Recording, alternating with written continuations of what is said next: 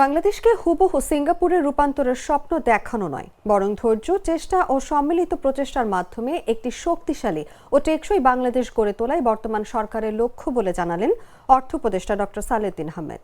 তিনি বলেন, সময় নিয়ে ধারাবাহিকভাবে কাজ করলে বাংলাদেশ আরও দৃঢ় ভিত্তির উপর দাঁড়াতে পারবে।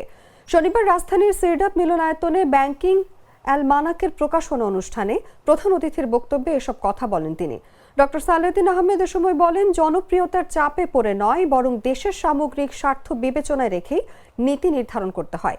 নীতি গ্রহণের ক্ষেত্রে সবাইকে সন্তুষ্ট করা সম্ভব নয় এবং এখানে ভুল থাকার সম্ভাবনা থাকে। নীতি নেওয়া খুব সহজ কাজ না।